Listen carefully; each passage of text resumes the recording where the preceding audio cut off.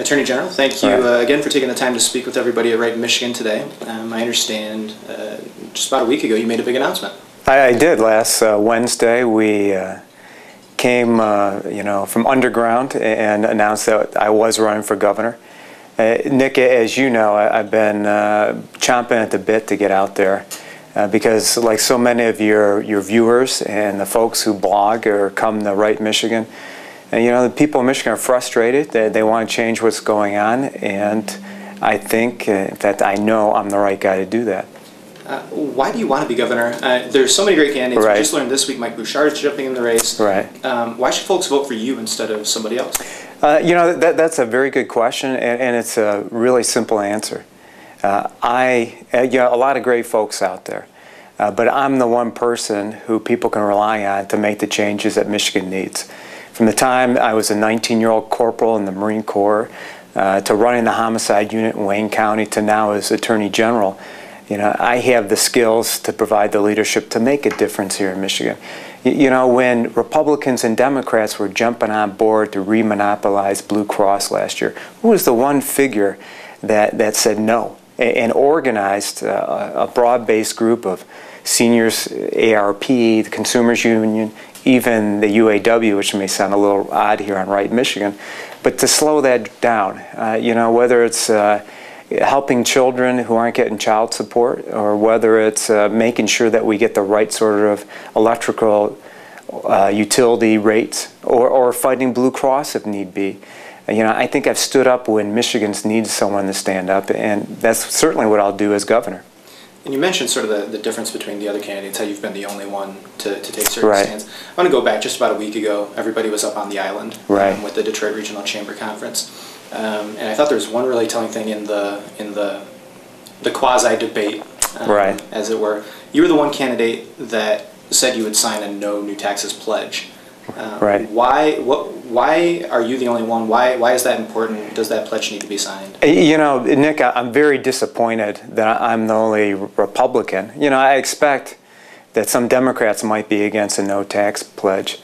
But I don't think that the problem is that we're sending too little money to Lansing. I think the problem is Lansing isn't leaving enough money in Livonia, Lapeer, Okemos, Ogama, or Grand Rapids. I think the problem is that we're paying way too much in taxes. We have the third highest business tax in the country. And I'm not only about pledging. I want to talk about the $2 billion tax cut. I hope we get to that. But after the Big Three restructure in West Michigan, the economy starts to pick up again. We're not going to grow this great state if we don't have a better product, if we're still at the back of the line. And I want us to be at the front of the line. I don't want over 50% of the class of Michigan State fleeing the state in order to get a job. And that's the bottom line reason I took the no tax pledge. John F. Kennedy said it very well. I think Ronald Reagan said it even better. That the paradox of the free market system is that whenever you cut tax rates, revenues grow, people prosper, and by the way, state, local, and federal governments, get a little more revenue. And I think that's a tried and true formula, and that's what we have to stick to in here in Michigan. That's what we have to pursue here in Michigan. And you mentioned a $2 billion tax cut that you're proposing. Would that generate revenue? Folks Absolutely. They don't seem to get that in Lansing. Absolutely. Like I said, Forbes magazine, the Tax Foundation, you name it, we're 47th, 48th in business competitiveness based on our business tax. If we did that, which would return $700 million to every single resident of the state of Michigan, but also be a $1.3 billion cut to help create jobs here in Michigan. What I would do is cut the Michigan business tax in half as a start. I say that as a start because I think we have to get rid of it over time. But as a start, that would take us from 48th all the way down to 7th. Can you imagine that?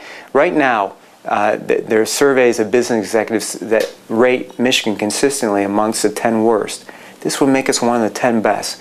And Nick, you take that and you put it together with our great universities, whether it's Grand Valley State or the University Resource Corridor schools of Michigan State, Wayne State, Michigan, or University of Detroit, and you with our higher ed, and you put it together with our skilled workforce and our work ethic here in Michigan, and you put that together with our beautiful natural resources, we will take off again. We'll be the state that my mom and dad came to 60 years ago because this was the place to be in America.